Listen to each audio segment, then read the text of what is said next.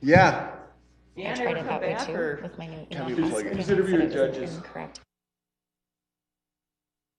Did not. Call the roll, please. Waters, Here. Capron, Here. Greckin, Thank you. Here. Moore, There we go. Scott. Aye. I make a motion, we go into closed session of the city council to evaluate the professional competency of an individual whose appointment is being considered when necessary to prevent needless and irreparable injury to that individual's outstanding reputation and individual character, and that individual requests a closed session. City manager and city attorney. It just came up. It let me My side. Second. Not all that they don't want to. just let me in. Capron, Yep. Aye. Greckin, Aye. Scott, Aye. Waters. Aye.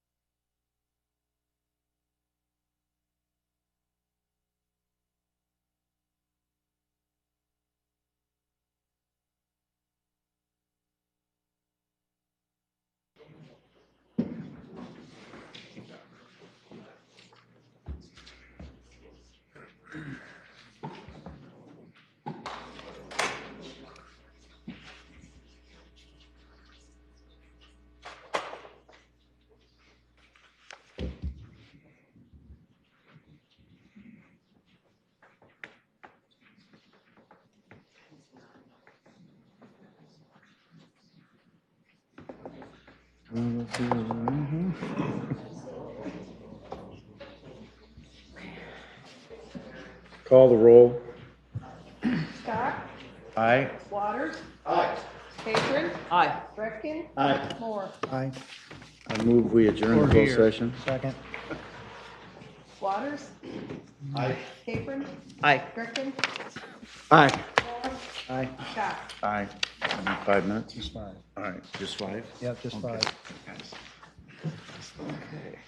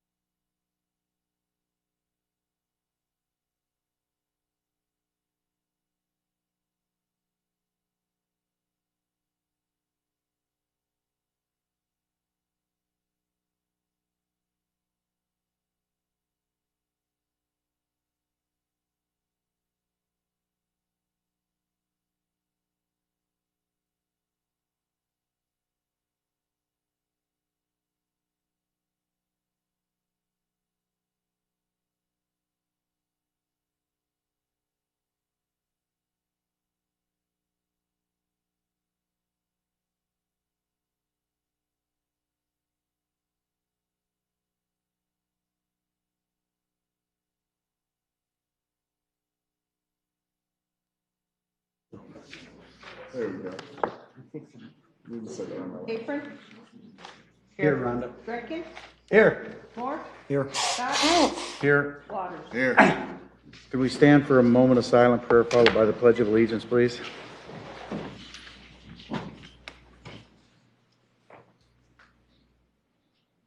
Amen. Pledge allegiance to the flag of the United States of America and to the republic for which it stands, one nation, under God, indivisible, with liberty and justice for all. Frank Lemire. Frank, get not here. I apologize, I'm accepting on behalf of Frank. Frank Lemire will let Hi. you accept. How's that? Thank you. Whereas the Native American community, whereas the Native community of Sioux City has worked tirelessly to advocate and raise awareness about injustices happening to Native people in child welfare, juvenile justice, and the adult court system. And whereas the Native community in Sioux City has sought to bring about change in regard by peacefully and prayerfully exercising their constitutional right to assemble and to voice their desire for change in how they are treated. Whereas the Community Initiative for Native Children and Families will begin their 15th annual memorial to honor lost children, and with 2 days of educational events on November 20th and 21st, and will embark on an annual memorial march to honor lost children on November 22nd, 2017. Whereas we support the commitment of the Native community in their continued efforts to focus on building bridges and fostering understanding. We thank the Community Initiative for Native Children and Families and all the individuals and organizations responsible for holding the Memorial March to honor lost children and wish them much success. Now, therefore, I, Robert E. Scott, Mayor of the City of Sioux City, on behalf of the City Council, do hereby proclaim November 2017 as Native American Month and do further proclaim November 22nd, 2017 as a Memorial March to our Lost Children Day. I'd like to present this to you. Tell Frank that we're running behind and we want that. Yeah, I apologize. I'm Kim Wilson. I'm the marketing director for Jackson Recovery Centers, but I also sit on the planning committee for the Memorial March for Lost Children. Frank was here, but unfortunately had to leave because the town hall meeting starts at 4:30 down at the Public Museum. So he wanted me to, one, thank the council for this proclamation, two, invite you to the town hall meeting, which starts at 4:30 at the Public Museum, and then the Memorial March starts Wednesday at 7:30 in the morning at War Eagle Park. And then we'll come down to Jackson Recovery Centers at 8:30, and then we'll march from there to the Siouxland Senior Center for Active Generations, to the courthouse, and then to the museum. And then also at the museum will be the memorial dinner. So on behalf of Frank Lemire and the Native American community, thank you very much for this. Thank you. Thank you, Appreciate Kim. it.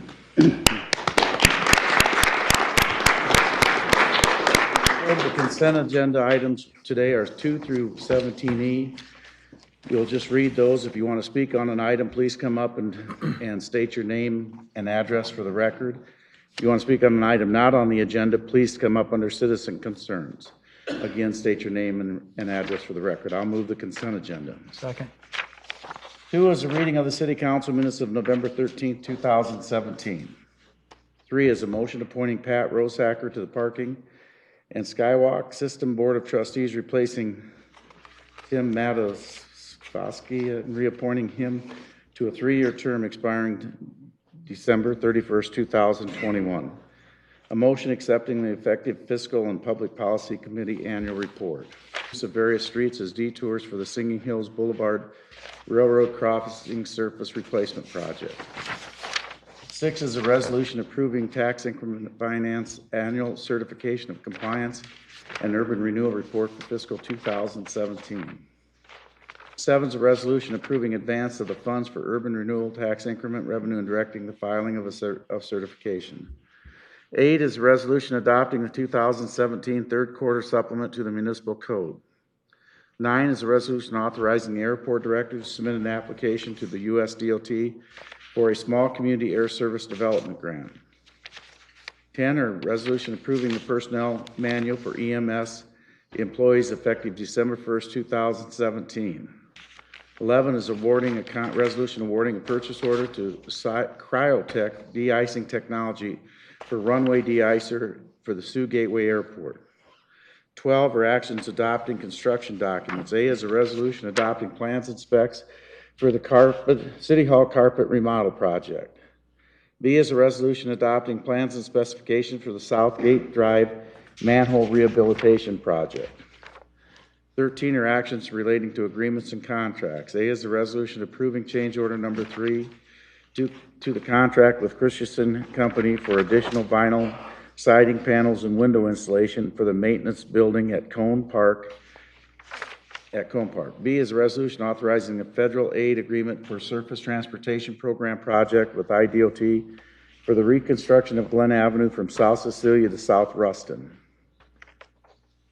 C is a resolution approving a 2080 agreement for developmental services with the school district in connection with the Hunt Elementary School site improvement project. I'd like to pull that for a separate vote, please.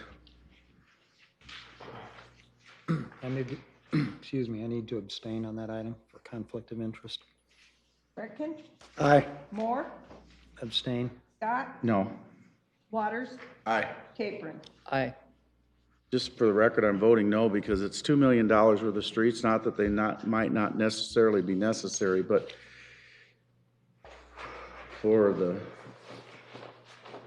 we can seem to find $2 million for a school around here, and we can't always find $2 million to do other streets. Not your fault. I understand how the system works, but it's just a bad system. And now we have to budget this, even though we don't have all of that in the budget, which means that another $1 million worth of streets in this community are not going to be done in other neighborhoods that probably actually are a higher priority.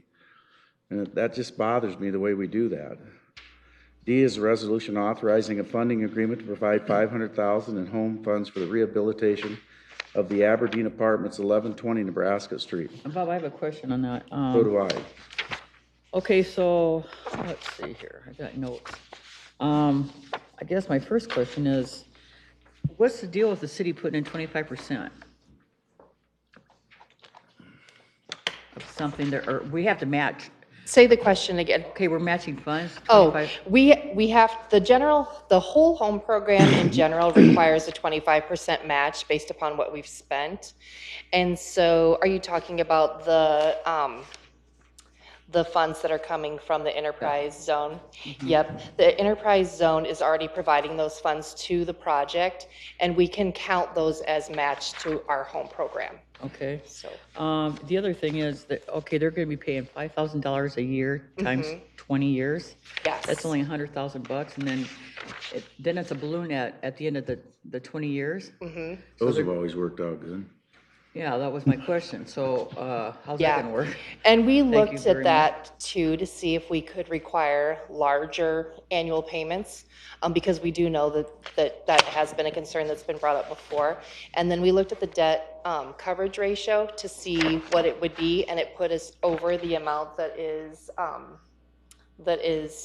advisable. But I'll have introduce Darren Smith to you. He is with ARC Icon, and he is who we've been working with on this project, and I'll let him answer that more as far as their financials and their ability to pay. Good evening, Darren Smith, Arch Icon Development, 509 Walker, Woodbine, Iowa. Okay, so anything over $5,000 would go back towards the payment? Is that? The original agreement was to interest only, annual interest only, with a balloon after 20 years. And the nature of these loans, certain financial measures at the end of each year that, we have reserves that we have to maintain. So there really isn't a lot of expendable cash flow maintaining the debt service ratios that we have for things like operating deficit loans, required reserve levels, and things of that nature. But we are fully aware that after 20 years, the balance, the balloon is due. Well, being aware and paying is two different things, the way I look at it. So are you going to be putting money in a reserve where when 20 years gets here that the money's there for us? Yeah, there will actually, we have operating reserves and there are replacement reserves. After 15 years, the LURA, the Land Use Restrictive Agreement that we'll have with the Iowa Finance Authority, lasts an initial 15 years. And then, so we will have the money set aside by year 20 to repay this home loan. You set up something different, like, pay in 10 years and then pay the rest in another 10 years? Instead of doing a balloon, can we do 2 balloons, one at 10 years and one at 20? That's something I would have to take back to the limited partners. The home loans don't normally work that way. That's something I I'm would just have to concerned about take. getting our money, because we've been through this before. I understand. So, something's better than nothing at the end, right? Yeah. I mean, I just kind of want to guarantee that we have something and something to move forward on. I understand. And Yeah, 20 years is a long time. Home loans have changed over, home loans and HP loans, things of those nature have changed a lot over the years that, before my day, they were forgiven completely a lot of times, and that's just simply not the case anymore. We understand that. I would have to take any other repayment plan back to the limited partners for approval. Right now, the cash flow, at least within the first 15 years, and meeting all of the requirements of the limited partners and the Iowa Finance Authority wouldn't allow for that. Now, we could possibly set up another reserve fund or come up with another way to satisfy your need to ensure that money is there after year 20 possibly, but any change to this agreement I would have to take back to the limited partnership. Well, I don't know how anybody else feels about it, but I'd like to have I'd like to have it looked into. Well, I mean, you have the funding agreement, you have guarantees, you have the mortgage. I mean, these are all legal documents. Yeah, the mortgage is like fourth in line. Yes, I understand that. That and $1.07, you can still get a cup of coffee at McDonald's, so that guarantee doesn't mean anything if the project fails. My problem is, first of all, we've already started this project, they're up there working. Yeah, I mean, that would be a concern of mine. The agreement from the beginning with the commitment letter was annual print, interest only with. No, my concern is, we made a promise to you. Right. It's obvious. 2 months later, we're coming here. They've started that thing over. We had the pre-construction meeting today. We've been up there tearing stuff out for a month. Pardon me? Isn't this the old annex? Yeah. Yes. Yes. You've been up there tearing stuff out for over a month. They started taking out the interior walls. Right. Yeah. So construction has started, but yet today is the day. That's a little bit of a concern. The biggest concern for me is, I love the creativity of these projects, but the limited partners are putting in $100 on an $11,500,000 project. That's a little. No, it's not too deceiving. Misconstruing. The limited partners are contributing the low-income housing tax credit equity, which is over $6 million. They're buying their own credits. They are the ones buying the credits, yes. Yeah, but they're also getting a credit for that. Right. Well, and that's how these deals work. It's, I'm well aware of how they work, but they're not, they could take and turn around and sell those credits on the street tomorrow. They don't have to hold them. Right. So they're basically putting zero money into the project. They're getting a return on their investment, definitely. Of $1. I mean, $100.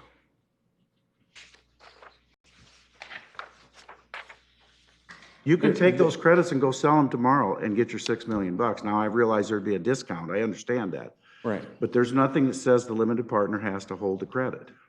Right. It's all based on the success of the project. And that's why they are very cautious about how all the financials come together. And then that we're not going to get paid back. How so? The 225,000 is from the enterprise zone that they are contributing to the project. Is that what you're referring to? Mm-hmm. Yeah, the enterprise zone is contributing that to the project, and then we're counting that'll be matched for the program. That doesn't come back. That is another source of funds that we had that you asked to use as a match for your home funds, and we agreed to that. Okay. Right. And for that, we have, Okay, so then you've got $225,000. Yeah. I don't think so. The community contribution, where's that money coming from? The 225,000. I might have to defer to Jill for that one because Michelle does the enterprise zone stuff, and I don't think that she's here. Sure, Jill Wanderscheid, Neighborhood Services Manager. That was provided to the Housing Trust Fund as a donation that was then provided as potential match to this project. So there was a donation. A donation that has, yes, to our housing trust fund. Okay, the big question is, how come we let somebody start a project? Because quite frankly, I don't know about the rest of the council, but I knew nothing. I knew that there was a housing project gonna happen there. But why are we letting them start? Now we have to say yes to this. And you know how I feel about that. Sure. We, as far as as far as I've heard, you're just removing items from the building. We've made no promises. From the get-go, we've communicated that it's ultimately council's discretion. Them moving forward, removing items from the building, that's their That's on risk us, that yeah. you take. Yeah, we've had a crew of about 3 there for a few weeks, just removing some of the interior stuff.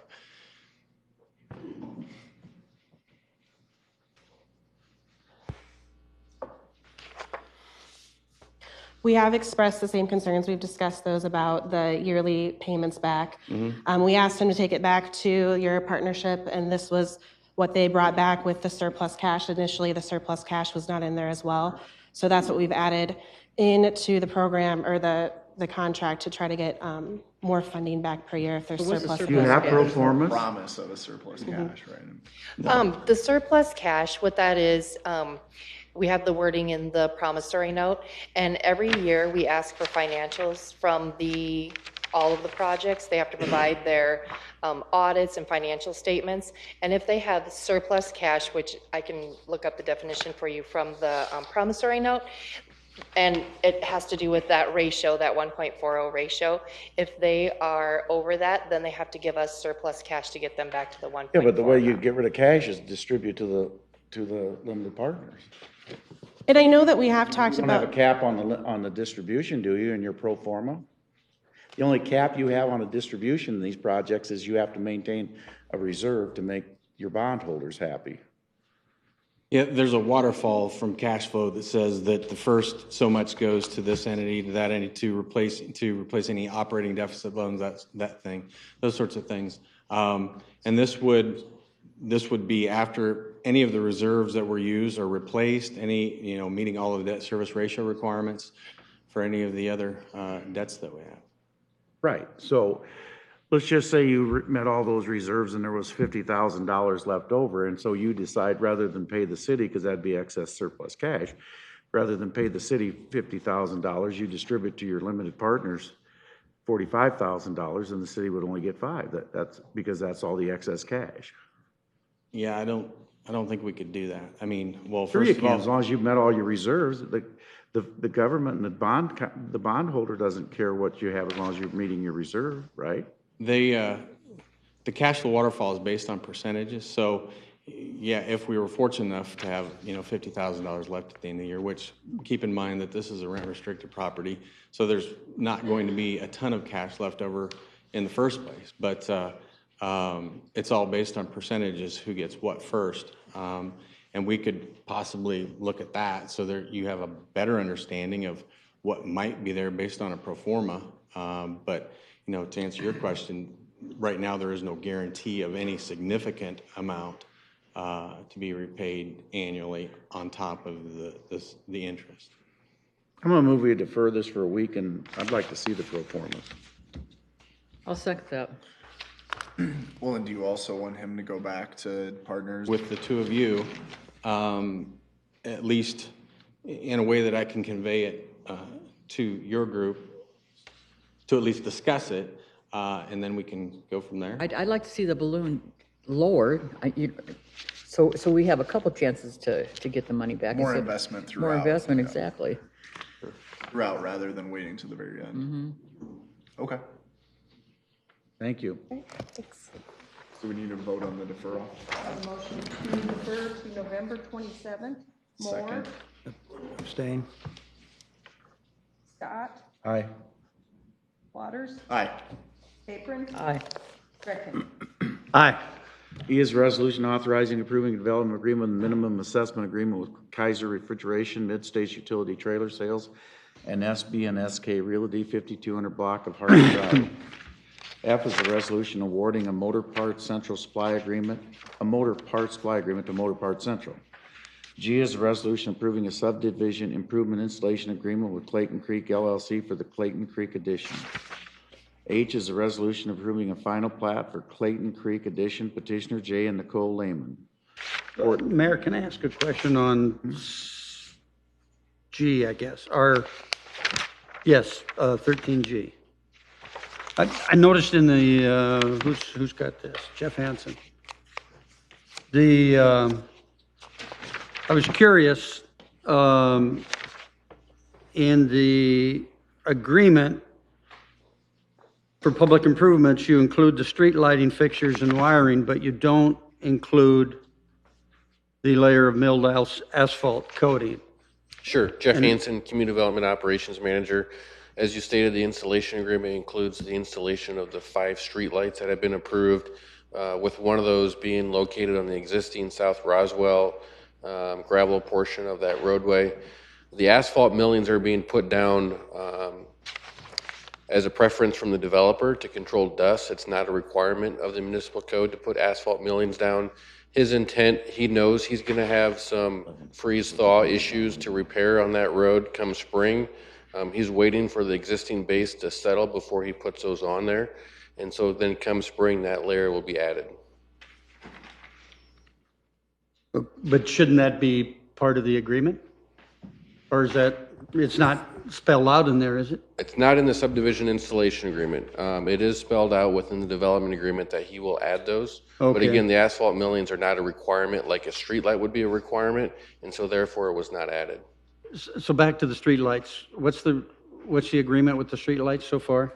The subdivision installation agreement, if he does not have the street lights installed, by the time 50% of the homes are constructed, then we could come in and have the street lights installed at his cost and assess that towards him. Working with Mid-American as of yet this afternoon, they plan to have those all in by first spring. Okay, so there are 15 lots? There's 11. 11. So 50% or more of the lots before, that have occupied before they have to put in streetlights. Correct. And with working with the developer, that's the requirement, that's required by code. So that means there could be potentially 5 houses there, and you would have to have at least the 6th occupied before you put in streetlights? Correct. And that's the requirement of the code. But he's putting those in with Mid-American before any of the lots will be occupied. Okay, so that's consistent with our code? It is not. Oh, I thought you just said it was a requirement by the code. He's doing that, putting the street lights in before any of the lots are occupied. He's working with Mid-American to have those installed. Oh, okay. What you're reading from the installation agreement was what would be required with the municipal code on when the street lights are required by code. Okay. Thank you. Yep. We're not gonna make that parade, which is okay with me. Thanks, gentlemen. Yep. Thanks, Ryan. 14, actions authorizing the issuance of checks. A is a resolution rescinding resolution number 2017-0991, which accepted the work and authorized final payment to Knife River for the 2017 annual crack ceiling project. B is a resolution accepting the work and authorizing final payment to Knife River Midwest for the 2017, authorizing final payment to I&A Construction for the 2017 fire station concrete repairs. Whoever was in charge of that for the engineering, would you guys, I should have brought this up, and I hate to bring it up in a council meeting, but it doesn't matter. That curb drop off now in that alley at my office has set me up for a huge lawsuit. I mean, it's a foot step down, almost down. Who's gonna be responsible for that when somebody falls walking down the street? Because it's your alley. Brittany Anderson, acting city engineer. This is the first I've heard of it, so we'll go do a site visit and see if we need to make some adjustments there. You what? I haven't viewed that on site, but we'll make some site visits and see if we can make adjustments as Well, needed. it was steep before, but now it's really steep because it used to slope and now it just goes down. Okay. So, okay, I wish you would. And I don't think they did anything wrong. I think it's the way you guys engineered it, but I want the city attorney to make sure she understands that I'm not being sued for that. I didn't put that concrete in. I want to be on record here today. Thank you very much. D is a resolution accepting the work and authorizing final payment to Strong Construction for the 2017 annual sidewalk program. E is a resolution accepting the work and authorizing the final payment to Lazard Contracting for the Bridgeport West sewer improvements, the Section B sewer manhole rehab, and the 2016 annual manhole rehab projects. I need to abstain on that project. F is a resolution authorizing payment to Sioux River Properties and the Woodbury County Sheriff for land to be used in connection with the Big Sioux River Recreational Trail Project, 800 Bruner Avenue. I need to abstain on that. Is that a final payment? Or what is that? You got to deposit it with the sheriff. So that they can start the project. It's the deposit on the award amount by the Compensation Commission on the, You got 30 days or something to deposit the money. And an appeal can still be made by either party up to December 1st. correct. Okay.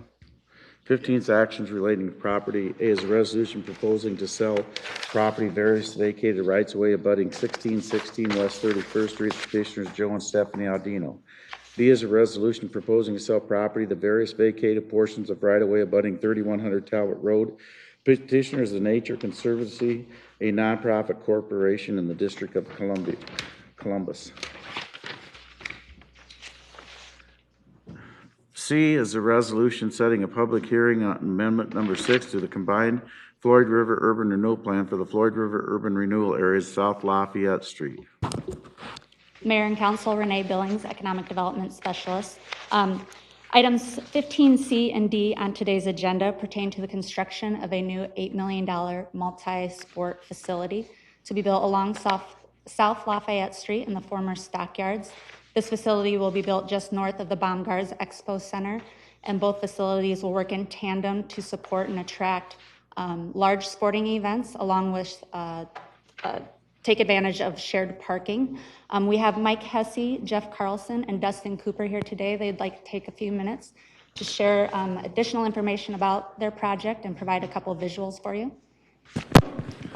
My name is Jeff Carlson with HUC Enterprises. It's comprised of Mike Hesse, myself, and Dustin Cooper. We all are native Siouxlanders. We grew up here. We live here. We went to college here. We raised our families here. And we really appreciate the council and the opportunity to speak to you on this venture. You know, Siouxland has a rich history of tradition in athletics, and we really feel that through this arena project, we can help take Siouxland athletics to the next level. Like communities like Sioux Falls, Des Moines, Iowa City have facilities such as the Sanford Pentagon, Fieldhouse West that kids in our community are transporting to every weekend to enjoy those tournaments, to have specific individualized training and access to things that they don't necessarily have here, which we feel doesn't put them on a level playing field, not only in the state but regionally as well.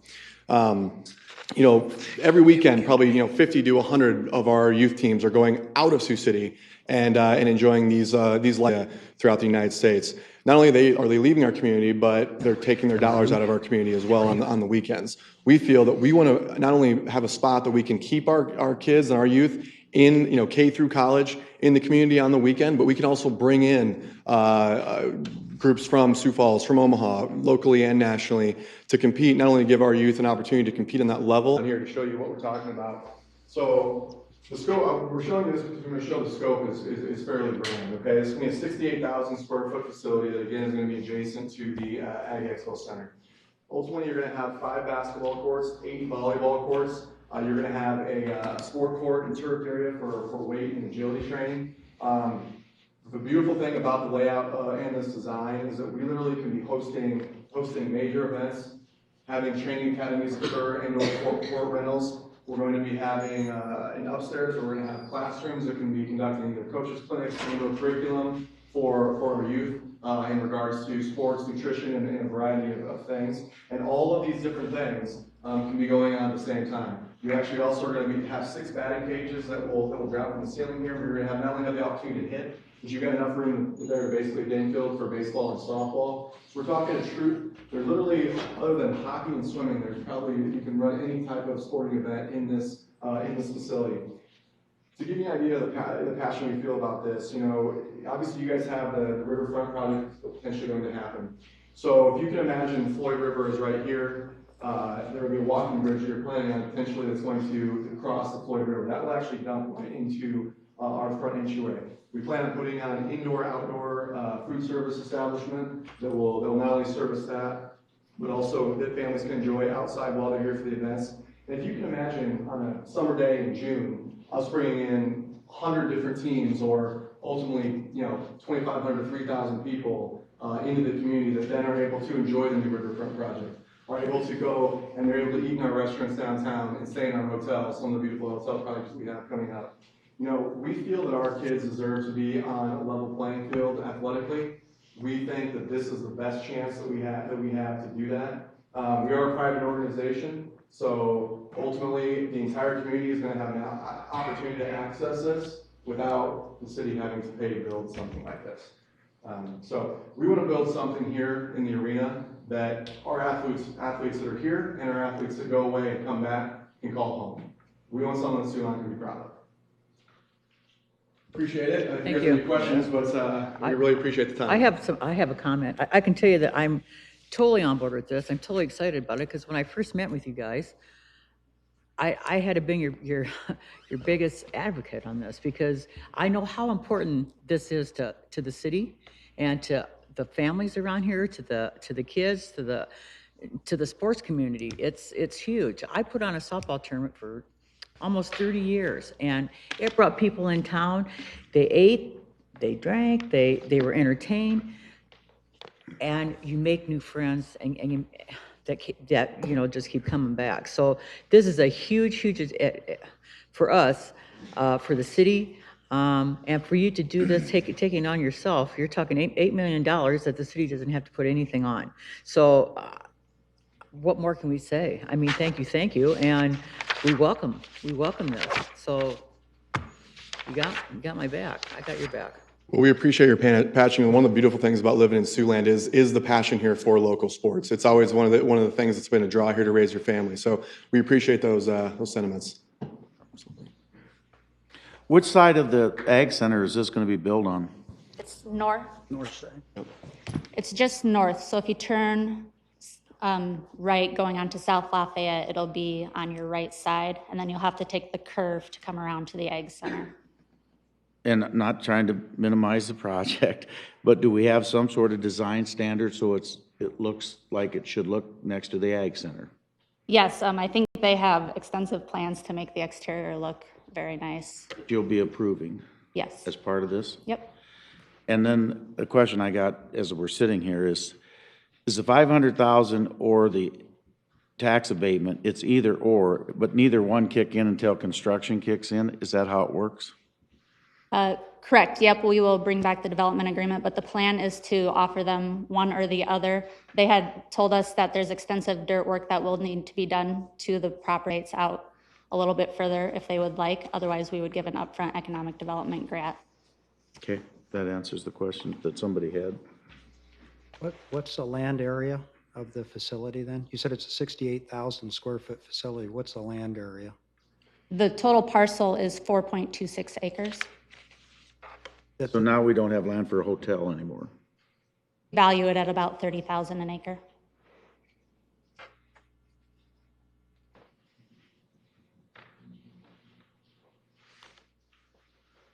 So the action today does what? It'll start the 30-day notice period to invite other proposals to come in for that piece of property. And it also amends the urban renewal district to allow us to use TIF for their project, whether it be the economic development grant or the tax rebates.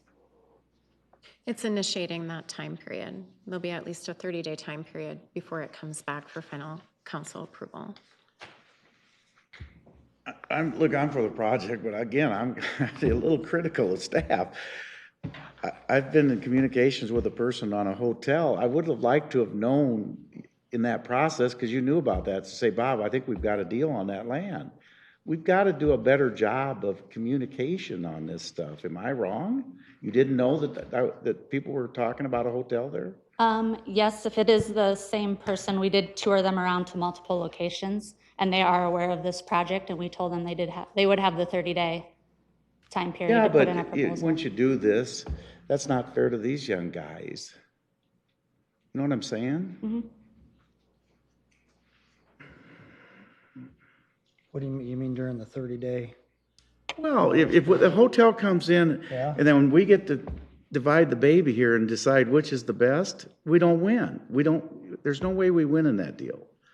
And historically, you've gone with the project that initiated it unless it's a real game changer on the other side.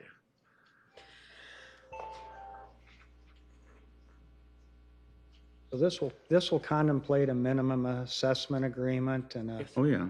Correct. 20-year development agreement, or?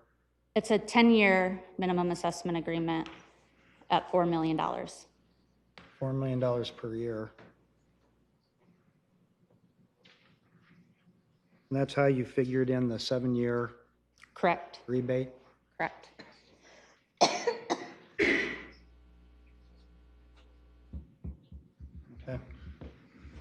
Okay. Any other questions? No, I would just say, I think that all of council is excited about the project. Don't take it that way, I think, but I agree with the mayor too. I want to make sure that we're coordinating communication and that there's an opportunity for future growth as well, because I think you guys have a hope as well that there would be a hotel or other amenities down in that area to drive more attendance and drive more business down there. I think that that's mutually beneficial, right? And so I think that just making sure that we're working in the future towards that, to have all of those opportunities on the table or see what options. There we will really not have. be a hotel. There's no land left. Yeah, So there won't be a hotel. unless you go on the other side, not off of Lafayette, but there's other land available that's for sale. People don't walk across 2 sets of railroad tracks to go to a sporting event, I can promise you that. Correct. So, Unless you're staying close, I get that. One question I have just on your rendering, are you gonna have bleachers that are gonna fold up and in and out for? Yeah, that's one point that I should have made, is that ultimately in the main arena area, it'll seat anywhere from 3,200 to 3,500 people. So there'll be an opportunity to host, major sporting events in that area. We also obviously have bleachers on the other side for the other events that are going on.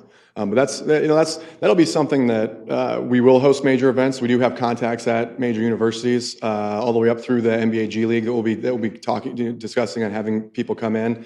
Ultimately, when you're driving down I-29, the first thing you're going to see in that spot is, if you're trying to attract young professionals or families that are coming in, it's going to be a 70,000 square foot sports complex for youth, K through college.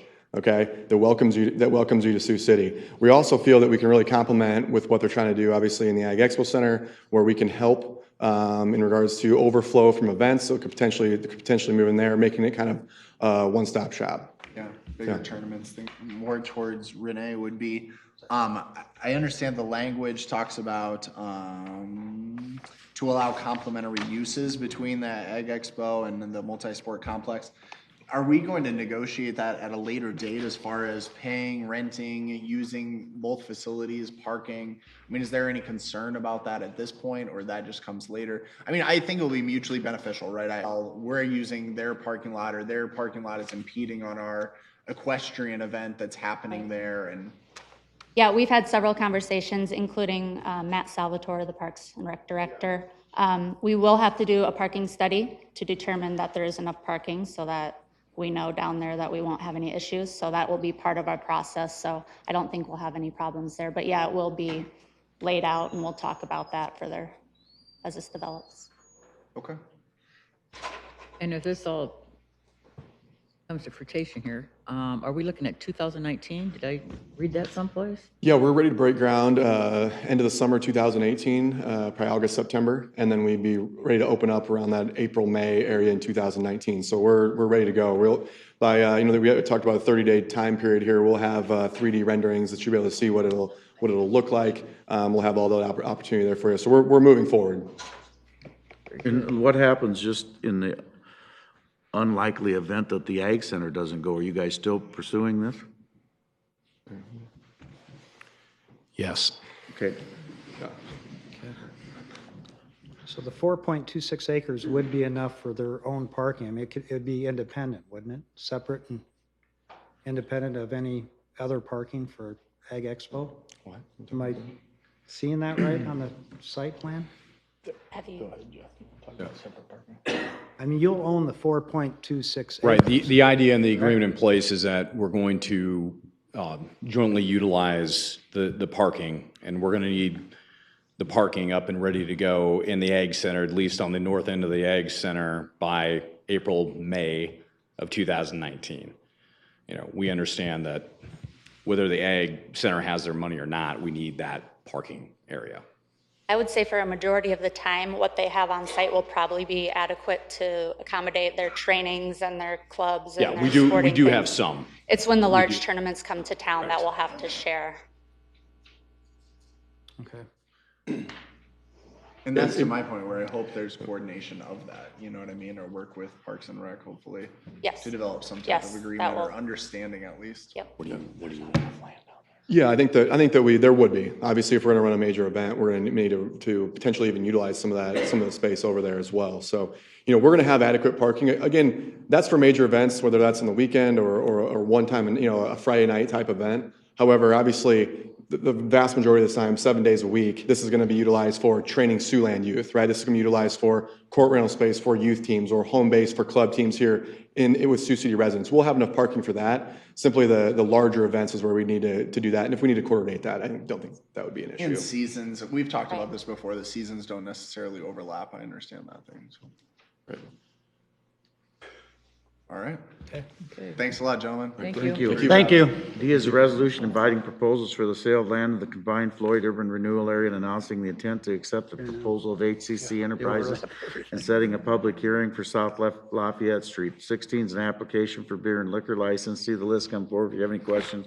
17, receipt of minutes. See the list, come forward if you have any questions. Anyone to be heard on any of those items, please come forward, state your name and address.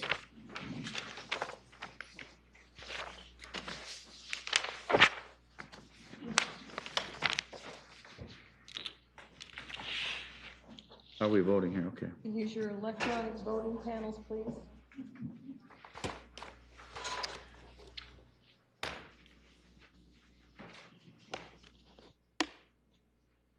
Passes 5-0. 18 is a hearing and resolution approving plans and specification procurement contract and estimated cost for the purchase and final design of the renewable fuels membrane and desulfurization procurement project. I'll move it. Second.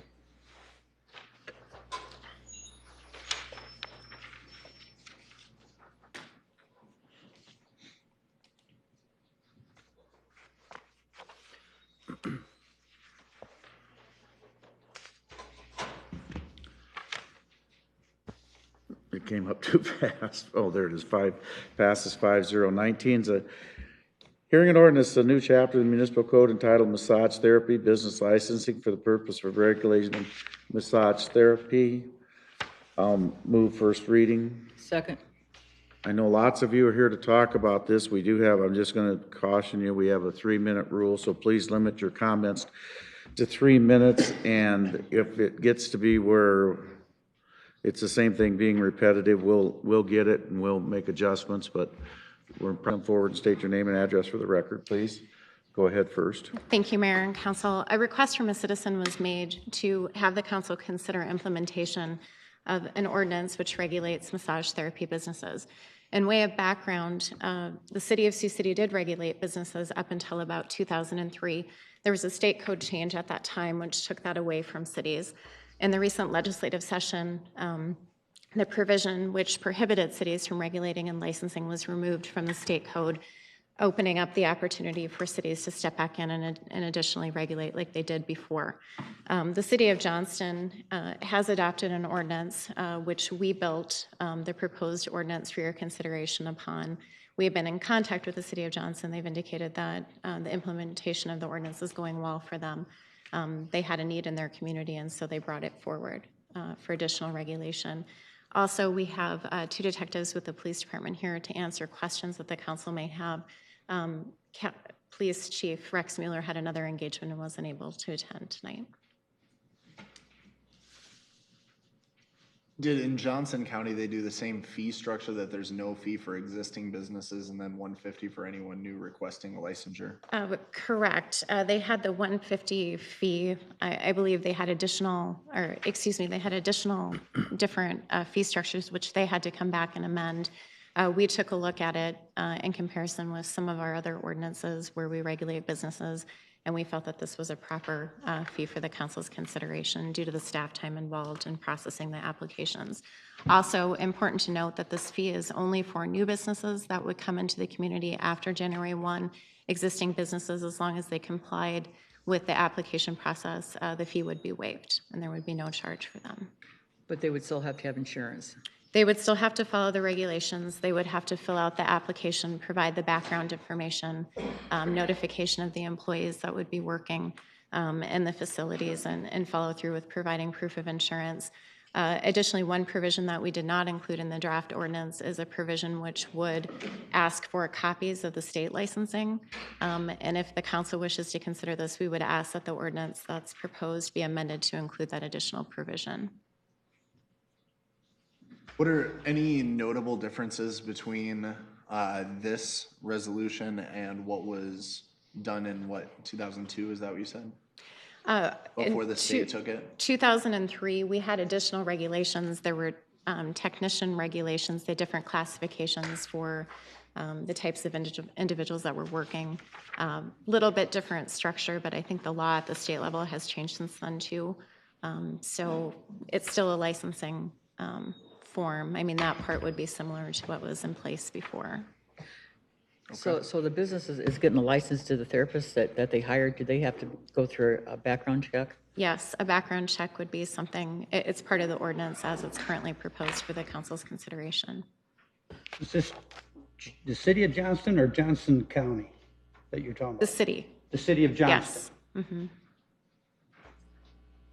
Well, this is the one thing that I noticed reading all of this over the weekend, was that there was no provision for an individual masseuse to provide a state license to perform massage services. So I think that needs to be a part of it. And when it's appropriate, I'd be happy to make a motion to amend the new chapter to include. And it would be 4.42.050, and we've added a subsection 9 to include that provision. 4.42. So the background check. 4.42.050. Subsection 9? Yeah, and we've proposed a new subsection 9, which would read, provide proof of the current state of Iowa massage therapy license for all employees who are or will be employed or present on the premises to perform massage therapy. So there has to be something wrote in there. If you're going to do a background check, you have to know it's not a felony. And there's some other things that I think were read into it too. Sure, they would be looking for convictions of sex crimes, whether the individual is on the sex offender registry, whether they've been convicted for maintaining a house of prostitution, or if they had been denied a license by another community. Is that a similar background check that the state now does? I think it would be similar. That had been picked up over the years through the state background checks. I don't know if I can answer that for sure. I don't know what precipitated this, other than I think the city of Johnston felt that they had an issue, and then they pursued a legislative remedy to open that back up because they felt that they would be better served to regulate it at a local level. So I think that's what caused the state code change. They felt that there were some gaps in enforcement and wanted to do it on their own. That's the best information that I have as to why it was opened back up. Well, small business to obtain a $2 million, $6 million policy, so more than a little bit unreasonable, I would say, but maybe I don't know what it costs to get that, but I mean, you don't require somebody to come in here and put the carpet down that people could fall on, 2 million, 6 million. This was a proposed amount that had been used on other insurance requirements that we have within the city. For example, circuses, carnivals, exhibition shows, we have a $2 million combined single But an limit. elephant can get loose in the carnival and True. do a lot of damage. I'm not sure that you can expect the insurance to be the same. I'm not saying you shouldn't expect insurance. So all these employees and owners are licensed with the state today? That is my understanding, yes. Do we know how many massage businesses or establishments are in the city right now?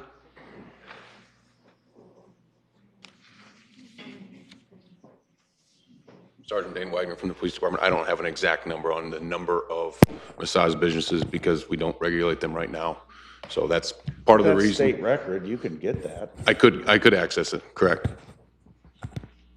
But I just don't ones have the number. that are illegal, they're not going to be registered at the state.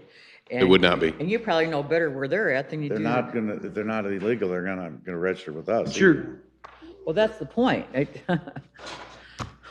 Sergeant, you're probably doing backgrounds on them though, because they have, do they not have to get a permit from the city? Not now at all? No. We used to in the old days, but not anymore. Yeah, I remember the old days. And most So recently, you would remember better than me, the real old days. Because we just had that discussion. Hey, yeah, we did. there are some things you just have to do, you know, that's all there is to it. No, I'm just saying you're a little older. That's not for the first time either. and in the last, just approximately 2 months ago, we did run into a local business, a local massage parlor that was advertised not in the best manner, and we did end up sending an undercover officer in there, and there were sex acts taking place inside of that establishment. I think the push for the ordinance was already on the tracks, but then we ended up running into an undercover operation. We did several where everything seemed appropriate and legal. We did run into one that was operating in an illegal status. Well, and I think that this ordinance is probably meant to weed out the illegal activity. Absolutely. You know, because if you know who has licenses and then you hear about something, you know, one that doesn't have a license, it just makes the people that have a license a legitimate business. And so you can check them out if if you hear something. I mean, that's what you can do, but I'm sure that they'll be fine. The ordinance is meant to protect the law-abiding people. So with that said, I think we need to do it again. I think we need to do the ordinance. I also question why we would not, because we'll be adopting a new ordinance, a new chapter to the code to regulate this type of business. Why would we not charge the fee to everyone? Was it the police department's recommendation not to? The initial fee, the $150? I think it's just because we're adopting it basically. I don't use that term. Because everybody will be subject to the same rules and regulations. Correct, and there's no prohibition forward. I mean, that would be fine. Because it will require additional work by the police department and the clerk's office, I trust. I have no. Up to now, yeah. Correct, and there may be some fees for background checks as well, depending on how we would do those, Yes. whether we contracted with an Well, outside the background agency. checks can be paid by the employer because I pay background checks for myself. Provision that cost would be additional. That would be something we could consider if that was the direction. But nobody pay for mine. I pay for mine myself. And that's how liquor licenses? Yeah, and listen, That's how we. that do- background check's only $15 unless it's Right. gone up Right. to No, 20, it's but still it's still 15. yeah, Through the it's Iowa pretty Department minimal. Of criminal investigation. Mm-hmm. Could you tell me again, though, what will the new ordinance give us that we don't already have under state law? Well, there are a few other regulations. For example, businesses would not be able to be open from 10 p.m. at night up until 6 a.m. in the morning. So it's restricting who can be in the business in overnight hours. That's one of the additional provisions. Otherwise, it's just being able to have an idea and a listing of the individuals that are working in the businesses and more regulation, just to be able to tell who's legitimately supposed to be there and who's not supposed to be there. We don't have that now? I don't know how easy it Apparently is for them to be able to obtain that information, but currently we're not. Well, don't they have to have a license if you go in? Only if you have to be licensed to be a massage therapist through the state. A lot of these businesses are not operating as a massage therapist. They are doing other things and not outright stating that they are a massage business. A couple of them do have licensed therapists, but some of them don't. So the licensed massage therapists are doing what they need to do. These other businesses are going underneath the radar and still doing what they do unlicensed. But if you're a police officer, in the city of Sioux City and there's a state law being violated, you have a right to arrest that person. Right now, there's a big confusion with the county attorney's office on whether it is criminal and where it exactly goes to. Well, he should unconfuse it because it's criminal. You will, if you write a citation for an illegal licensed business, and somebody has to give them a license. I mean, I've got a asbestos removal license. I got to carry it with me. I got to be within a job site at 20 minutes. If my company's working, all that stuff, and you don't have that, I'm in violation of the law, subject to penalties. I can tell you citations been written and they've been dropped. The proposed ordinance makes violation of the chapter a simple misdemeanor. A simple misdemeanor or? Misdemeanor, criminal violation. A city municipal violation or a county, because are we going to have the same problem? A simple misdemeanor written under this chapter comes through our office. Okay, It then would it's be, municipal infraction. no, it's a simple misdemeanor. We have municipal infractions, but we've written this as a simple misdemeanor, which is prosecuted through our office and not through the county. Okay, well, that's what I mean. It's not going to go through the county office. Okay. Correct. Anyone else to ask questions before we open it up to the public? Go ahead. My name is Julie Rohn. I'm a licensed massage therapist. Have been for 23 years, but I tell you, it's really hard to sit back there and be lumped together with prostitutes, drug dealers, and human traffickers. I don't know what the procedure is now when they do find the violators, but I know that I have driven by, a couple places in particular where you read about it in the paper and you drive by and it says closed and the next day it's back open. And I don't know if how they do that, or they're in, places that look like they wouldn't be the owners of the building. So somebody has to own that building, and I would think that they should be notified that these people this has been going on, and they should not be allowed to, rent there anymore. But it's like a whole different, 99.99% of a totally different, it's not even under the same umbrella, under the same anything as I don't think that in defense of the police department, they're putting you in that category, but they want to be able to differentiate so that make sure that if you say you're a massage therapist, that you actually have a license. And so I don't want you, it's coming from that angle. I was going to say, we want to make sure just what you're saying is that that there's you're better legitimate differentiation. and that you are legitimate, so. When you do citations or whatever, how does it reopen back up again the next day? Or They're not licensed, we can't shut them down. Are you speaking of the business itself? Yeah. If there's multiple masseuses inside the establishment, then the business is can still stay open. If they're still operating under a legal standard. If somebody broke the law and they didn't have a license or they committed a sex act, then we'd arrest them. But in and of right now, the way it currently sits, they can bond out of jail and they still have a state license to perform massage therapy. They can be back in there the next day, the way it currently sits. And I don't know, until the state can catch up with them and get their license back, or until they get found guilty and then the state can do something with their license. See, So I that would be think in part, this is a new chapter that will provide the authority enforcement opportunity for the police department to make sure that it's a legitimate, honest business.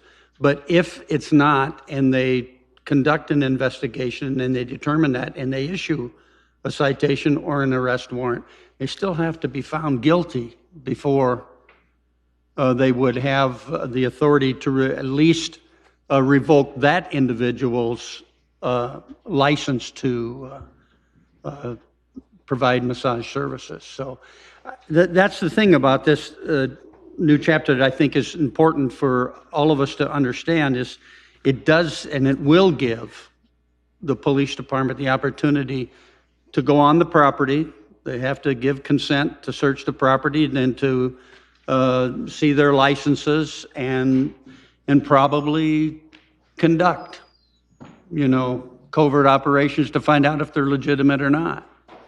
And if they're not, then they'll take the appropriate enforcement steps. And if found guilty, then they'll remove the license and they'll continue to enforce. And I don't know what the state law says. Maybe the state law says if an establishment has a violation, is found guilty of a violation, I don't know if the state can revoke the license to the establishment or not. I don't know. Were you the answer around to in that. 2003? Were you doing this business in 2003? Yes. Well, we were licensed back when I was here in the 90s.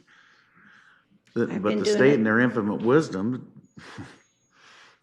took I've that been- away. Been and- in Sioux City for 10 years doing it. I was Yeah. in Nebraska. Back when I until was then. here the last time, we licensed these establishments. I don't know, maybe you're gonna tell me differently, but we never had any complaints, so, other than the fee, which I understand that part. But we're trying to address that here, I guess, so. And was your name Julie? Is that what you said? Julie, can you state your address? I'm not sure we caught it.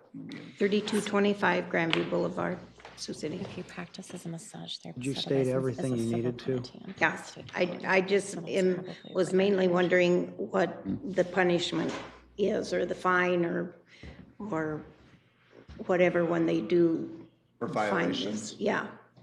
A simple That- misdemeanor is up to 30 days? Up to 30. And/or A fine. a fine of, I think it's $650. We $650? have a reduced amount under, state code is higher than what a Yes. city can have. Yep. so they could be both, could be up to $650 and/or a 30-day Okay. suspension. Thank you. Thank you. Thank you. So let me just ask one question so I know.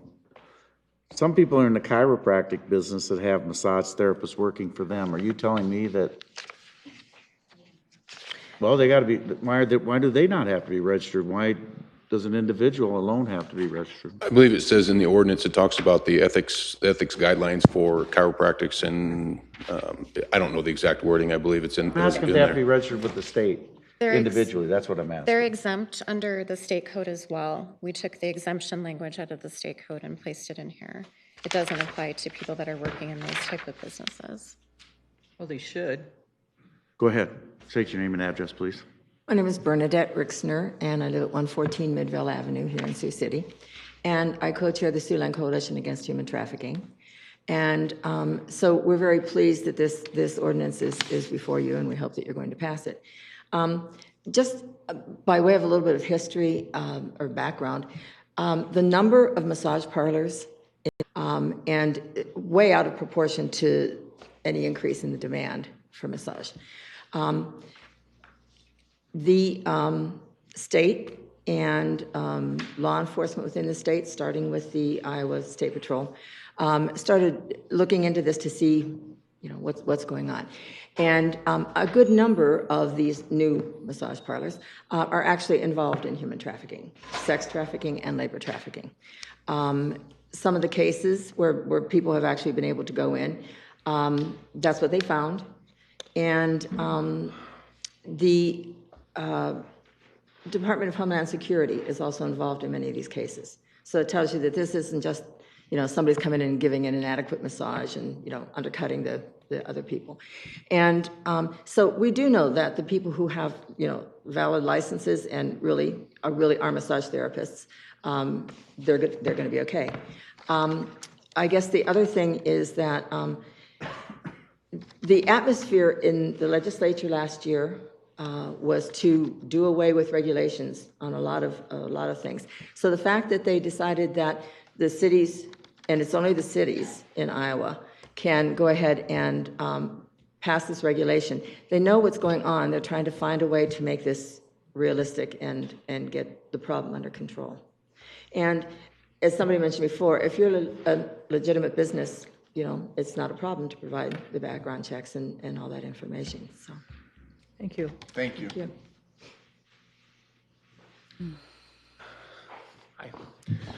My name is Lonnie Jensen. I own the Mind and Body Connection at 1925 Geneva Street. Licensing in the old way was kind of ridiculous. The test I had to take was out of date. There was 9 systems listed for the body when there was 11. I asked them which 2 I should not list. It was not okay.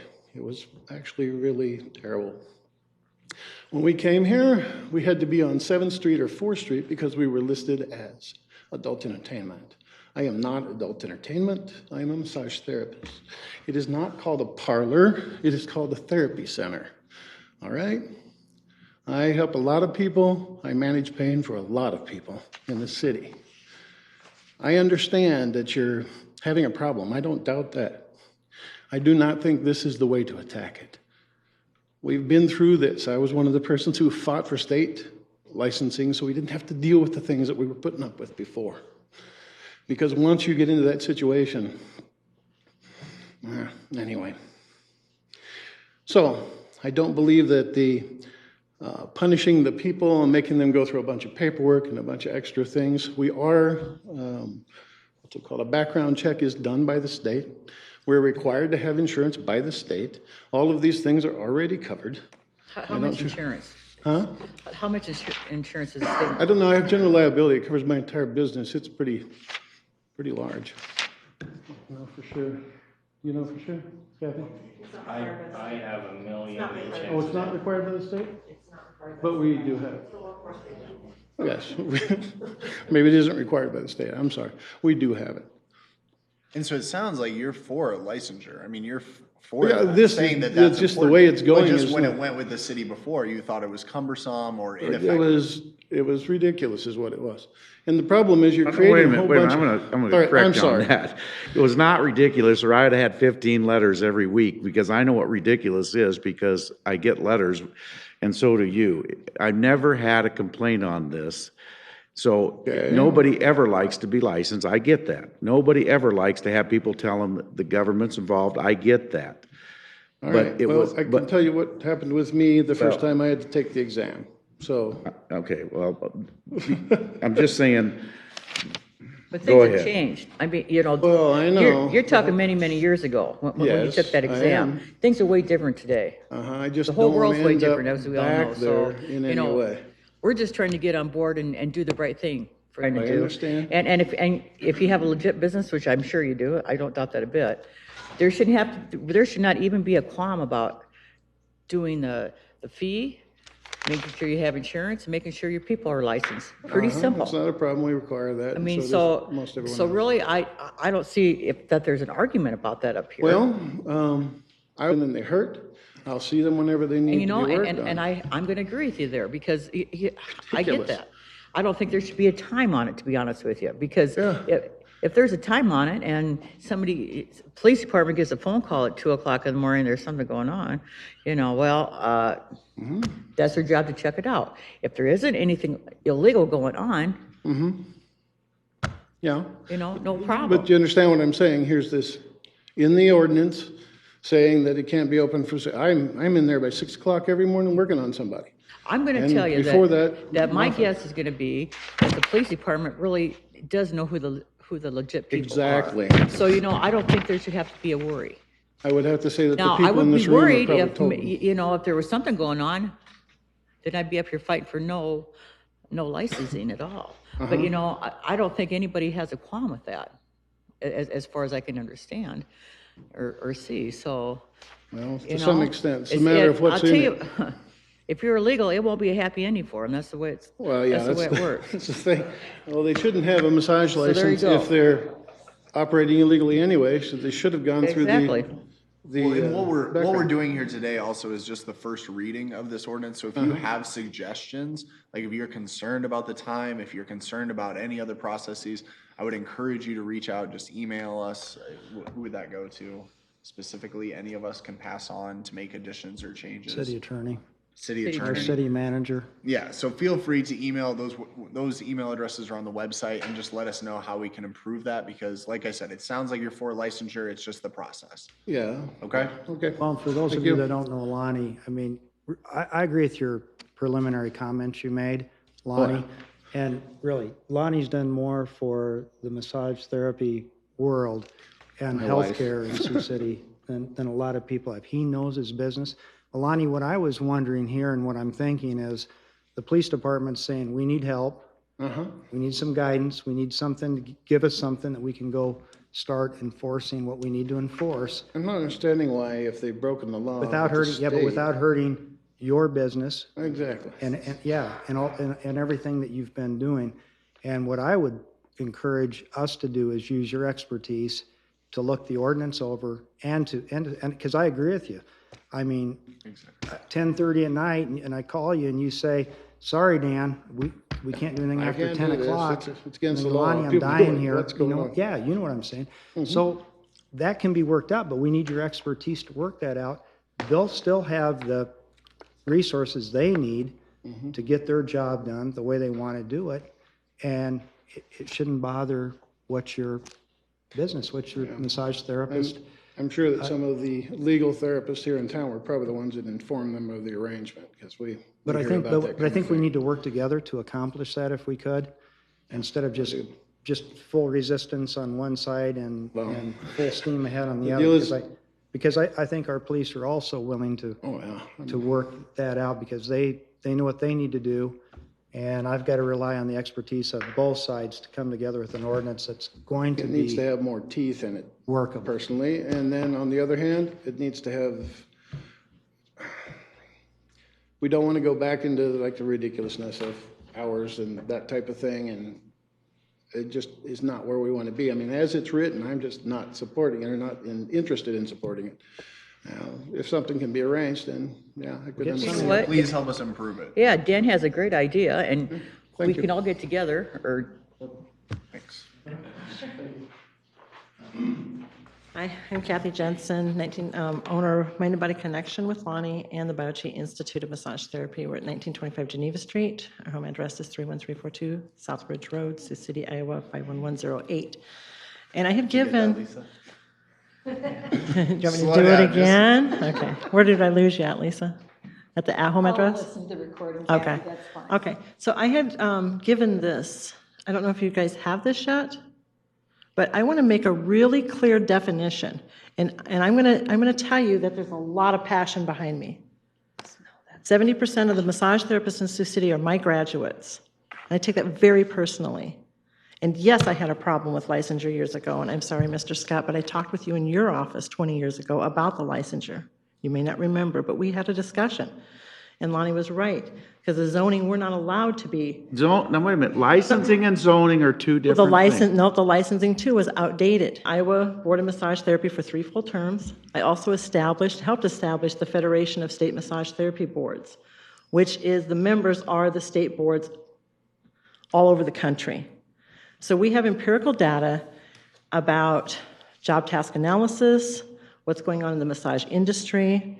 We're also who has the exam for entry-level massage therapists.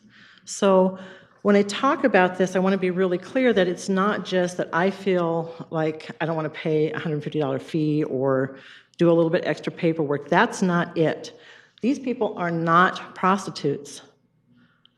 we're not And accusing massage anybody I of know, that. but I want to be really clear because it doesn't come to them that way. They're not prostitutes, and illicit businesses are not massage therapy. And until we are educated to separate those two, you can't put us in there. Like, not I think putting you Mr. in there, Scott though. said, you can't, why aren't the chiropractors in this? Why aren't the dentists in this? Why aren't the spas in this?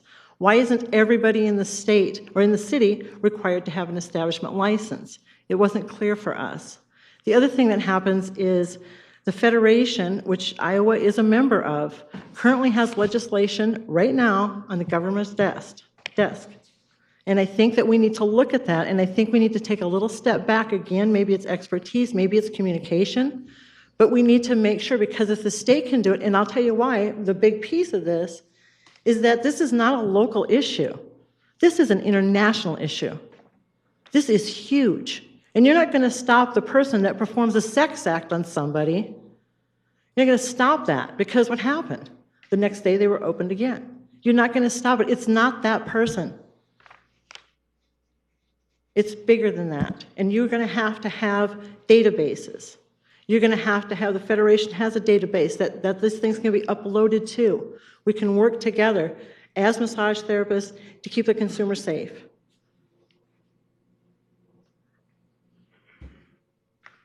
I want to ask you if you have any questions. Well, I just want to be real clear on this. We're not telling you or any of the massage therapists that are here today are prostitutes. That's crazy.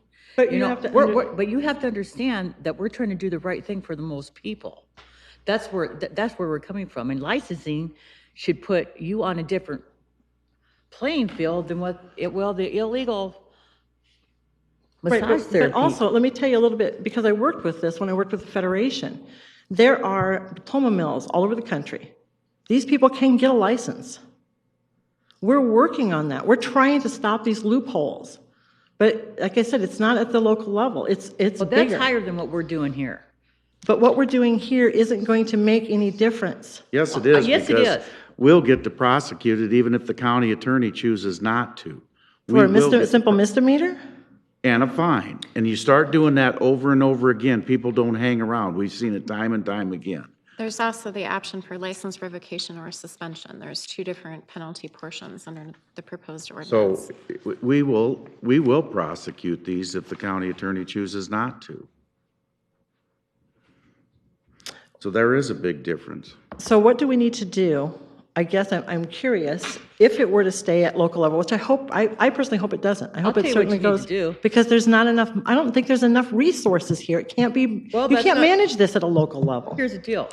If you know of some place that's illegal, call the police department.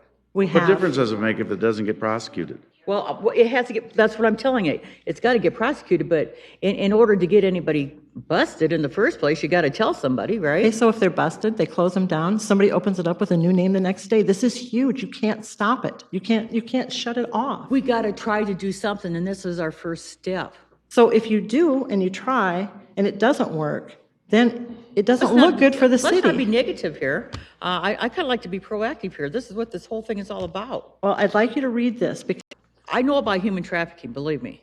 you read this from the Federation of State Not Massage that. Therapy Boards? Not that Read this, one. because this is the data that I'm just talking about. It's all right in here. And I had them, we gave that to them, and that you should all receive a copy of this. Pass it out. There's been one original was given. You have one So I'll make original? Copies. We'll get copies Copies made. of it? Yeah, Okay. thank you. Yeah. Thank you. You're welcome. And Lonnie really did, they covered the big picture. But the truth is the logistics of it all. When you overregulate, and this is a little bit overregulating, and the reason why I say it's overregulating is because nobody contacted people that have been making laws and putting things together at the state level and the national level, and not one of them contacted them on how this goes. When I came here in '86, prostitution ran rampant in Sioux City. They were advertising prostitution in the Sioux City newspaper. And for legitimate massage therapists to take a hold in this city was horrendous. But we weren't going to fail. We succeeded. And that woman went all the way to the national level, and not one bit of respect was given to her. And I have said that for 30 years, and it has made me angry for 30 years, because she already made the laws. She made the laws for the city, she made laws for the state, she also helped make laws on a national level. Now, we couldn't get federally regulated. That's what we were shooting for, so that you couldn't put us outside of chiropractors, so you couldn't take us outside of the health field. We didn't make it, and that's an atrocity. 10 years ago, we told you, you said to tell people that when we know that there's an illegitimate place, we told them. We told them every year. We told them on a constant basis, and they did not care. They were not, they didn't, it wasn't their problem, evidently. And now we have 3 of them established. And this is not the old-time prostitution. This is ugly. This is human trafficking. This is slavery in a very ugly way. And when you overregulate regular businesses that are legitimate, they're gonna disappear until nothing's left but the prostitutes. And they're not the old-time prostitutes. Well, first of all, I can't believe that you would think the police department doesn't care, because they do. We've told them for 10 years, they didn't do a thing. Well, I've seen people busted in the paper for massage parlors and prostitution, and I mean. No, we're gonna limit the discussion here because we get the gist. Okay, we get the gist. That's why we're only doing first reading. Nobody came here today to pass an ordinance, okay? Thank you. I get a little bit upset. I know what our police department does. And I understand. they're deeply concerned. Now, have they been as concerned about this as they possibly could have been? I think this is one of the reasons that I think they're being more proactive is this ordinance. You don't view it that way, but I do. And so, Nobody cares about regulations. We want to be regulated. It's just when you regulate at a local level, it gets ugly. That's why we wanted federal regulation. We can't do federal. I understand that. and I want local because I want our city attorneys to do the prosecution so I know it gets done. I would so love to see it happen. Well, We'll have a lot more control with that. we'll have a lot more I would control. like to Listen, see that. let me just tell you where I'm at. The rest of them tell me where they're at. Is there anybody that wants to? Well, I get where you guys are coming from, okay? And we're gonna open it up for you to talk to the city attorney all this week, but she's got no problem with that. Listen, I have a real problem with hours. I work doing tax returns. Sometimes I go in at 2 a.m. People, I'm sure, wonder what I'm doing there. So I get the hours. I don't think anybody needs $2 million and $6 million worth of insurance in this business. Sorry, I just don't see that. And I'm sorry, if we license a massage therapist that runs a Main Street business, I don't see why the chiropractors aren't licensed. I don't care what the state code says. You're going to tell me we can't license them, I get it. But that does seem a little bit wrong to me. So the rest of you can tell where you're at. We're going to take 2 more people and then we're going to move on, okay? Go ahead. Okay, serving the Siouxland communities, and I'm also a board member of the Siouxland Coalition Against Human Trafficking.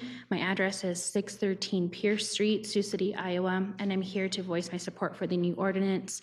Obviously, this is a first read, as it has been said multiple times, so there will be suggestions, I hope, to make it stronger. I'm coming from the side of human trafficking, which has been mentioned a few times here.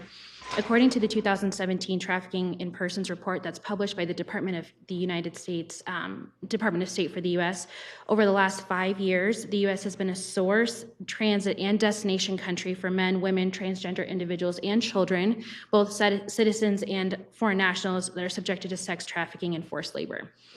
Trafficking occurs both in legal and illicit industries, as we have covered already, including hospitality, healthcare, and salon services, to name a few. Massage parlors easily fit into this scheme of industries that often provide these atrocious, that are often created for these atrocious purposes. And that's because they're not as regulated. The different hours, yes, absolutely. But like that has been brought up here by local massage therapists, you can't help that when your client is in pain. You want to be able to help manage that pain for them. Vulnerable populations, including immigrants and those who lack education, resources, and support, are often preyed on by traffickers. The policies exist to try and protect and provide relief for our citizens and residents alike. The demand for trafficked persons is catastrophic. The U.S. Department of State has recommended that our country strengthen prevention efforts aimed at populations that are vulnerable to human trafficking and the demand for commercial sex and labor trafficking. The approval and implementation of this ordinance, once perfected or close to it, is a step in that direction. Nikki Haley, U.S. Permanent Representative to the United Nations, says no country is immune from this crisis, and she is correct. No country, meaning no state, meaning no city. So as we work on this ordinance, hopefully we will be able to approve an ordinance that will allow us to proactively protect our residents and legitimate businesses and massage therapists. Thank you. Thanks. Thank you.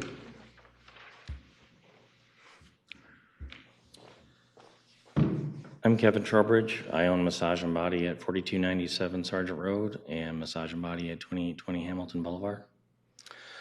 I had sent a list of who I believe to be the violators of not having massage license to Ms. Capron today. We're up to about 10 now in the city of Sioux City. Did you email it to me? I did. You may have been in closed session. Yeah, okay. It'll be in your inbox. I'll pass that on to the police department. Thank you. As I read your proposal, I see many loopholes. Reflexology won't be included. All these places have to do is change the name from massage to reflexology on the front of their building. They'll give their customers a code word so they can get more than reflexology.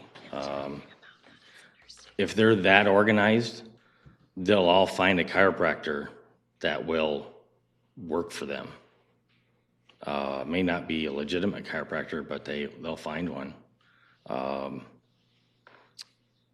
I see something on there, and I may not have read it correctly, that they can, if they come from a foreign country with a license, they won't need to license under the city of Sioux City.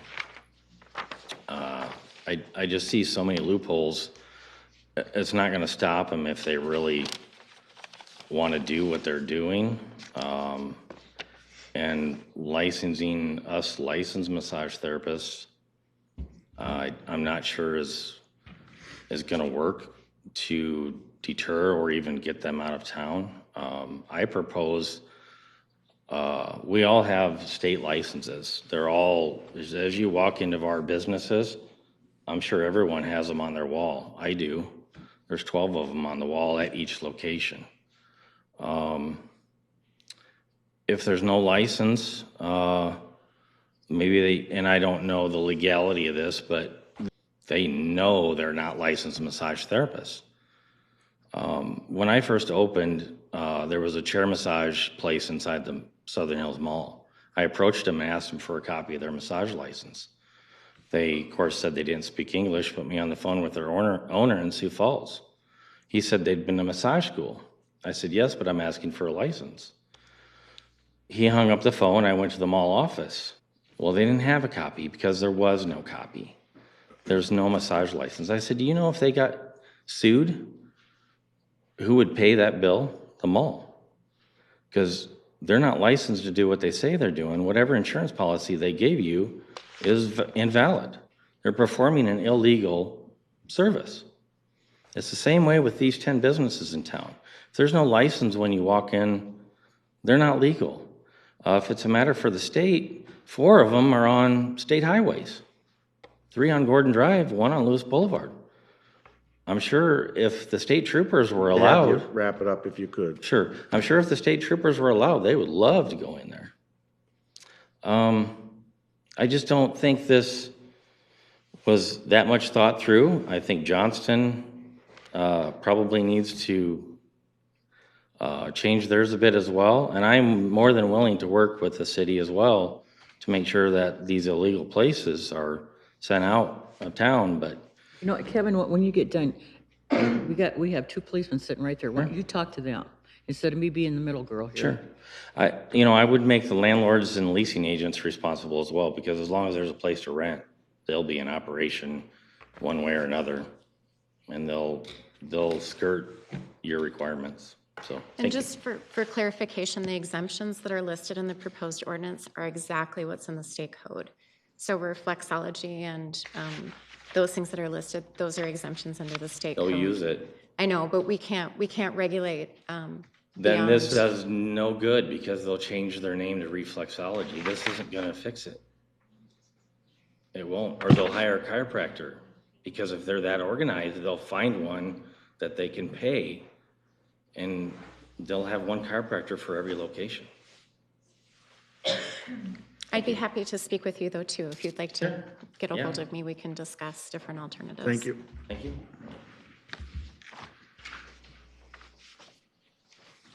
All right.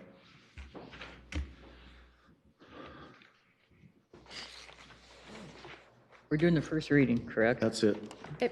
Could we ask the council's consideration for adding that additional provision under the application section to have to provide the state license as part of the application packet? Well, you can do all that on your second reading, right? Yeah. That would be fine. We'll bring it back with the Give us clean all the version. changes after working with this group. Give us all the changes redlined or something so we know. Or Well, something. Sure, we'll condense it and then bring forward another draft and. Or at least just make the major change that you're proposing. I don't care how you do it. Let's just so do we- it now. What, I don't want to sit here and debate what we're going to do, and then they're going to, out of due respect for them, they're going to want to comment on that. I don't have a problem with that, but you know what I'm saying? Yeah.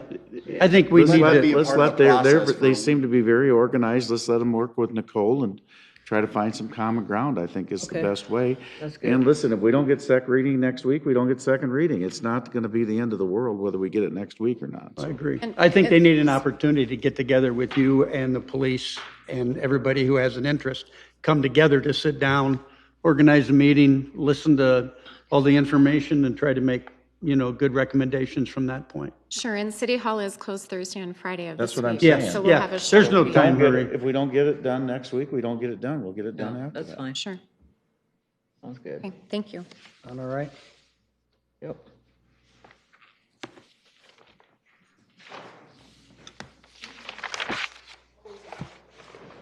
So we are voting on this now. Reading. With your electronic panels. No, I'm not, I'm not trying to be rude. I'm not trying to be, well, okay, but come to the mic though, please, so she gets it she got to hear it. We just weren't aware of the first reading. So is there a way that we would be aware, or is there a way that you can contact us, or can you? Sure, it's published. It comes out on the city's website. Last Thursday, this was public. So Go to the city website yeah. and look up council agenda, it'll be there. Okay, so And all the supporting documentation comes out every Thursday for the following council meeting on Monday And then who are we supposed to work with? with me. With you? Okay, great, thank you. Thank you. Thank you.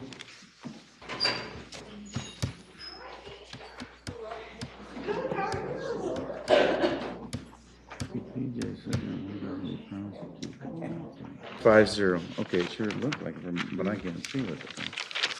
20 is a resolution adopting the 2017 Sioux City Supplement to the Specifications Manual of the Iowa State Urban Design Specifications. This all sounds really good, but what does it mean? Is this SUDAS? Yes. Because you only use SUDAS when you think you like it. You don't always use it. Case in point, not everything has to be a 8-inch curb under SUDAS, but in Sioux City, Iowa, in 90% of the cases, it's got to be a regular curb.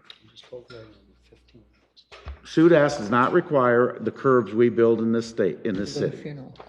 There are different curb standards.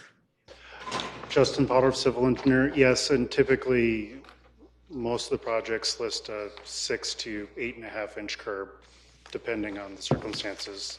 So my point is, why would I vote for this when you guys don't show any flexibility under the SUDAS standards? You've got your own. Your boss should be answering this. We shouldn't put you on. I guess we're put into practice our best design that we think as engineers that's the best design for it. I guess I'm not quite sure what you're saying, so. Well, there was a place like Country Club Boulevard, for instance, where more of a drop curb might have been better. You don't agree, but I'm just, Dave, you adopt this standard, but then you say, it doesn't matter if there's a way we could do the curb differently. We're doing it the way Sioux City does it. This is a supplement that makes revisions to the SUDAS book that's put out by the state. This incorporates all the things that I'm we not typically inclined to do. vote for anything that has SUDAS on it because you don't give any flexibility in that. That book that you're talking about allows. Well, we may or may not, depending on what the case is. I can't speak to every case, but I know many times we deviate from what's in the SUDAS design guidelines on specific cases. I can't speak to the ones you're bringing up at this moment, but I mean. But did you had to build any streets last year with anything but an 8.5 inch curb? If that's what it is? I don't think. Anything but 8.5 inch I curb? don't think we're building things with an 8-inch curb. What's a curb? What's a standard curb then? I don't know. 6 inch. 6. Okay, did you build anything in Sioux City with less than a 6-inch curb last year? Less than a 6-inch curb? No, we wouldn't. That's right. No, we wouldn't. Even if it was a mountable curb, it'd still have 6 inches of curb height. No. Well, it may be, but it's a different than our curb design. And I'll be honest with you, my preference, especially on the residential streets, would be go to a mountable curb. It always has been. I think they're a better curb section. So do I. And when you get into downtown and you put those stupid bump outs, you wouldn't be knocking the curb off every year. That's my point. SUDAS allows that type of curb, but we don't build it anyway. I'm working to change a lot of those things because I would prefer the mountable curb over what we normally do. But it's hard to get sometimes to get people to agree to anything change. You're the boss. I'm not talking about us. It's talking about, people when we design. Well, I'm talking about plastic. There's even now plastic drain pipe, guys. I don't know if you knew that. We're allowed Yeah, but even SUDAS doesn't allow plastic drain pipe. I understand, but I'm saying we have a set standard. We call it the Bill Amundsen. And we don't change from that around here. SUDAS allows asphalt streets, I believe, don't they? And we've bid asphalt streets. But there is a cost, you gotta admit, with the asphalt, there's a higher maintenance cost, and that's what we put a cost factor in there. Not if you design it right, not if you have the right under. No, because you have treatments that go on asphalt streets year in and year out after it's been put in, like fog sealing and that type of stuff that you don't have with a concrete street. So you're not bidding Morningside Avenue with asphalt. I wouldn't necessarily bid a collector or arterial street as asphalt, though. 28th Street has held up pretty well out there. You can argue all you want, but it's held up better than any street you put in the same year. I'm not saying that 28th Street didn't hold up. I'm not going to disagree with you. So back to the mayor's original question, and I didn't get a chance to ask this because we had enough other stuff going on in the Public Works team meeting, but what does this mean? The SUDAS put out a supplement every... No, this is our supplement. Your supplement to... SUDAS. To SUDAS, okay. Yeah. It's not that, they do update their standards annually, but this is our supplement to SUDAS. Which means what? The city, there's the things the city does different than SUDAS. Oh, That's okay. what this is. Okay. And DNR has asked, we've never gone through and gotten a council approval on this. I think the first time. The DNR asked. And the DNR came this year and asked if they could have a council-adopted supplement. So we are bringing it forward to have it adopted. Does that still leave you with the flexibility to make changes if they're not in your supplement? Yep. You always have engineering judgment if you want to do something Okay. different, yeah. All right. Sounds good to me, Dave. Yeah, me too. Thanks, guys. Thanks, Justin. Do you have a motion? No. Because Dave said change is on the horizon, Mayor. Well, I'll vote for this stuff when I see the change. I'll move it. Change has been on the horizon since I was here in 1986, okay? I'll second It's it. way out there in that horizon. Change is, Change does not happen very often in this building. I seconded. Things are changing. Electronic voting. How come we have to delete the next one? I'm not voting for yes until we change. It passes 4-1. Okay. Oh, no. We got 4 21, we years need a to go. motion to delete? 4 years, yeah. Deleting or deferring? No, and I've got here, delete this item. Deletion, okay. I'll move we delete 21. Second. Aye. How come? Your voting panel. The Mayor and Council, the reason we're asking for the deletion is with the negotiations with Spectra for management of the event center, we've asked them to weigh in on the lighting replacement, and they've got some ideas that we would like to incorporate into that change.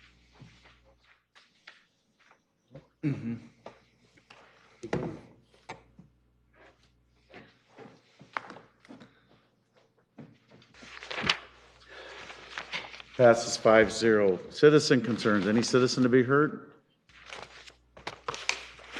Council. I just want to express my condolences to the family and friends of Doug Potts.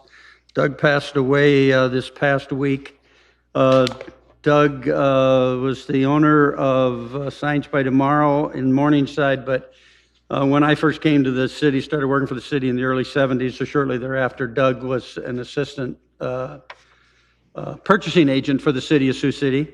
Was a very good individual to work with, represented the city very well, and additionally, he's been involved in volunteering for the Iowa or the United States Coast Guard on the riverfront, the diving team, public safety in general. He was currently the president of the Friends of the Sioux City Police Department. A nonprofit organization to help the police department and other emergency medical services. So Doug's been for 4 decades a valuable member of the community, and died suddenly. I think it was a heart-related illness, and God bless him, and thank Doug and recognize him for all of his work with the city over the last 4 decades. So, Class of 68, East High School. That's great. That's Thank you, Mr. Gretkin. one case where I like black and orange. I like black and orange. That was my school colors, but I'm going to pass. The Orabs, you know why they're called Orabs? Oh, you're not. Black. Orange and black. Orange and blue. Oh, really? We were generals. We were the Mounders. The old cheating. Okay, what do you have, Mr. Waters, keeping in mind that we were supposed to be in a parade 10 I minutes do ago? know. So, all I was gonna say is make sure to take part in downtown for the holidays. Obviously, we got the parade coming up. Festival of Trees in the Ho Chunk Center. Santa's right now. Going on right now. Then the only other thing that I would say is Parade just left small without business us. Saturday. So please make sure to support those small businesses. That means a lot. Obviously, Black Friday is a big thing, but make sure to get out there and support those small businesses on Saturday. There's also bingo going on in downtown. Partners, go to their website to print off the bingo board. Thank you. Just want to thank the council for giving me a day off. We docked your pay, but go ahead. I saw that. No parade candy for me. Rhonda and I attended the New Life Church in Christ banquet overachievers. They handed out scholarships and awards, and it was a great evening, and it was a nice attendance, and I would encourage you all to go next year if you get a chance. Where was that at? It was at Briar Cliff. I'll buy your ticket if you want to go. I didn't. Yeah, it's another college in town, Alex. It actually educates students too, but at Peak and Verify. Yes. Oh, okay. I didn't know. I move we adjourn. Second. Oh, really? Got one thing. Really? Oh, I never have any. I just want to wish Give me everyone that a sheet happy- back I handed you. I just want to wish everyone a happy Thanksgiving. Nobody else did. Oh, that's right. Thank you, Bob. Thank you for